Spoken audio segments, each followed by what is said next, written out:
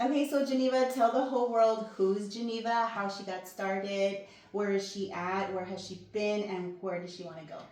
Well, I'm originally from Edco, Chelsea, and I've been singing since the age of 4, and just blessed with so many opportunities that I've had in my lifetime. To represent the Rio Grande Valley and the Delta area, is been something that really proved to me that God does answer the desires of your heart. And it doesn't matter how much time goes by. Sometimes you pray for something and, you get mad because you think, oh, well, why didn't God give it to me? But it's because his timing is perfect. And, it took me about 28 years before I had my number one song. And, my first number one hit was a song that I wrote for my husband when I was 17 years old. And that song was, hidden in a drawer that my mom had. My mom had saved a binder with a bunch of my songs. And when I lost my mom a year after, we had the courage to go through her things. And I found that song, Entre Tus Brazos. And so it was just like, weeks away from my 28-year anniversary with my husband. And so I decided to record it. And thanks to that song, which is actually my love story, that song took me to number one internationally, not only in the US, but in Mexico. So, it took 28 years. And I'm living proof that it's never too late. I've known you since I was, I think, my early 20s. I was Margarita's fan, and I found out where she lived, and somehow, I don't know how I ended up getting her number. And I told her, I'm a songwriter. You see, if you would have recorded Entre Tus Vasos, you would have had a number one song. Because I know I gave it to you for sure. But, I was a huge fan of Margarita. And so when I met her, we became friends. And so I think what my daughter is 26 already. So I think we've been friends over 26 years. And so it's amazing that not only did she inspire and play a role in my love for Tejano music, but we continue to stay friends. And we collaborated on Tejanas Unidas en Cristo, which is the biggest collaboration in Tejano music history. So there's a lot that Geneva has done. And pretty soon there's going to be a documentary that's going to be available to the public, and it's going to feature Margarita, myself, and 23 other amazing talented singers that will talk about their lives and things they've overcome. And so you need to make sure you look out for it. So I'm just excited to be here with you on the Margarita Fender show. So tell us about when you were little. How did you, who were you, who inspired you to sing? Was it your family? Is it Was it just something that you came up with on your own, or how was Well, that? my parents bought me the first instrument that you know that began that passion of music, which was a record player. And they bought me a record of a girl named Karina and of La Mochila Azul. And so my dad would pretty much bribe me and tell me that if I didn't practice, he had me with that, hope that Pedro Fernandez was going to come to the Valley and was going to take me away on tour with him. And so I would practice and practice and practice, La Mochila Azul, and, just a bunch of, songs. And then Eddie Perez, which is a very well known musician from the Rio Grande Valley, gave me my first opportunity. And I performed at the Villarreal Convention Center, opening up for Don Antonio Aguilar. So imagine being 4 years old on that ginormous stage. And so, I've been blessed since I was 4 years old. And then after that, I was invited to sing at schools all over Ed Cauchosa and the Delta area. And so I inspired a lot of younger kids to pursue careers in music. And so we have so much talent that comes out of Ed Cauchosa.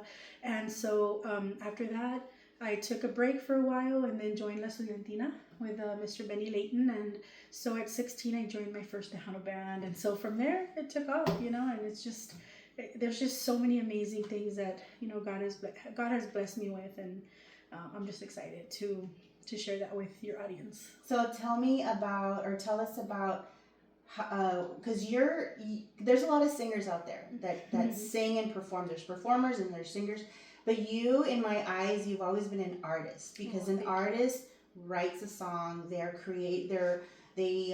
have everything to do with the creative portion of their their image, their sound, the music, and just everything.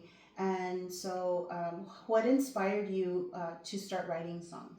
Well, I started writing songs since I was in 7th grade. Like I wrote a song called Fuiste Tú. And what does a seventh grader know about being cheated on, and cheating on them because they cheated on you, and but It's your fault. yeah, and it's your fault. But it just so happened that I had a teacher that was going through that, and so she was always talking to another teacher from across the hall, and it just so happened I was like on the end of the like my row was right by the door, so I could always hear them talking, and so I would get sent to ISS a lot, and that's where I had my inspiration in ISS, and you had quiet yeah, time. and so I have a lot of songs that I wrote, like Te Volteé la Cara, Tu Castigo, and they were just songs that were inspired by friends, like circumstances, not really songs that had to do with something I was going through, but I'd have friends that were like, write me a song about this. And so I would be like, okay, well, tell me more. And so I'd write a song for them. And so I personally love writing love songs, but I went through this phase of where it was just songs about heartbreak and songs about empowerment and getting the guts to leave, like a song that I have called Mi Droga, Mi Adicción. I wrote that my 8th grade year, and it's a really, really beautiful song. And I have an album that's called Mi Droga, Mi Adicción that was released with Disco Joy International. And that one, it includes 4 songs that I wrote. And so, there's music available on all digital platforms. You just look up Geneva, and you can find a ton of music from when I started to now. So how does Geneva spend her downtime when you're not on stage, when you're not performing? You're performing, you're on the road with none other than Joe Lopez from Grupo Mas. So that is amazing. That's awesome. It's an experience that is, I'm sure it's you're blown away with every time, because the audiences you get chills, like when you hear Joe sometimes doesn't even have to sing. He just puts the mic and the people are singing his songs, and you get chills. And there's times that I get like so emotional and tears come down my eyes because I prayed for that opportunity. Almost 31 years ago, my first date with my husband was at a Mas concert, and I remember seeing Rebecca Valadez on stage singing Vuelve Conmigo, and I said, hi God, let me be up there like her one day. And 28 years later, God granted that desire of my heart. And so I'm going on my 3rd year with Joe Lopez y Grupo Mas. Saludos to Sandra and Joe and all the guys of Grupo Mas. And I'm blessed because we're family. We are a faith-based group. We support each other, and I'm just so happy because these are memories that I'm gonna have forever, that I'm gonna be able to tell my grandchildren, my great-grandchildren, and that God answered that desire of my heart. Even though 28 years went by, he listens, and I love that we get to sing on stages that maybe I would never even be able to step foot on, if I wasn't with Mas. And so I'm so grateful, for them, and the love that they have for me, and the confianza, because that doing segunda is not an easy job. I know you were also on the road with Grupo Mas back in the day, and was I did backup vocals for you also, and then I found you, Crystal Vallejo. And so, it's really hard to find somebody that can do segundas, It really is. I thought it was simple that we can just say, okay, we need somebody. And we auditioned a bunch of girls, and I guess it's hard. Yeah, it is. And so Crystal, went on tour with you, and she was also part of the Tejanas Unidas en Cristo collaboration. And I know now she's releasing music on her own. And so, I'm excited because a lot of these girls that were part of this project, were women that inspired my love, like for Tejano music, like Shelly Lares, Patsy Torres, Rebecca, you. And then we had these group of girls that were currently on radio, and then these group of girls that had never recorded at a professional level, and now they're here recording at Freddie Records and, filming a music video, and then, to get recognized by the governor of Texas, the House of Representatives, it's something beautiful, because that's an accomplishment that we're very proud of, because we brought hope and inspiration to humanity through music, and to be recognized at a state level is amazing. And another great thing is that this 2024, I received my first Grammy nomination. So I'm excited. I'm grateful to Antonio Vergara that invited me to collaborate on his contemporary blues project. Unfortunately, we didn't take the award home, but just to be Grammy nominated, to be able to say that now I'm a Grammy nominated artist, and it just makes us want to work harder to get there and bring that award home. And I have faith, that God is going to answer that desire of my heart. And I can't wait to be back on your show to Well, tell you about it. speaking of faith, I just want to tell me about your faith journey. Tell us about your faith journey, because I know that we all go through phases in life, and the most difficult ones are the ones where we end up finding, our faith, finding needing God and all of that. So tell us a little Well, bit. I feel like God found me in the darkest time of my life. I mean, because God's a gentleman.